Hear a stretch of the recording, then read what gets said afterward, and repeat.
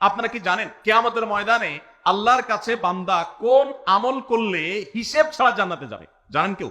বলতে পারেন কেউ? ভাই, আল্লাহর কাছে হিসেব দিয়ে জান্নাতে যাওয়া কি সহজ কাম না কঠিন কাজ? আরে আল্লাহর কাছে তো অনেক দূরের কথা। আপনি যে প্রতিষ্ঠানে চাকরি করেন তার মালিকের কাছে, উপরস্থ বসের কাছে একেবারে পুঙ্খানুপুঙ্খ করে প্রতিটা পয়সার হিসাব দিয়ে একদম সবকিছুতে পারফেক্টনেস প্রমাণ করা, এটাই তো একটা কঠিন কাজ, দুঃসাধ্য কাজ। সেখানে সারা জীবনের হিসাব আল্লাহর কাছে দিয়ে পাই পাই করে তারপর আপনি জান্নাতে যাবেন, বিষয়টা এত সহজ না। তাহলে হিসেব ছাড়া আল্লাহ তাআলা এমনিতেই বলবেন হিসাব টিসাব নাই, তোমাকে এমনি জান্নাতে দিলাম, এটা চান আপনারা? দেখুন কোরআনে কারীম আল্লাহ তাআলা বলছেন, ইন্নামা ইউওয়াফাস সাবিরুনা আজরাহুম বিগাইরি হিসাব। আল্লাহ বিনিময় দেওয়ার ক্ষেত্রে, সওয়াব দেওয়ার ক্ষেত্রে দুনিয়াতে যারা সবরকারী হবে, যারা ধৈর্যশীল হবে, যারা সহিষ্ণু হবে, যারা নিজেকে নিয়ন্ত্রণ করতে পারবে, এই সবরকারীদেরকে আল্লাহ তাআলা হিসেব ছাড়া দিবেন।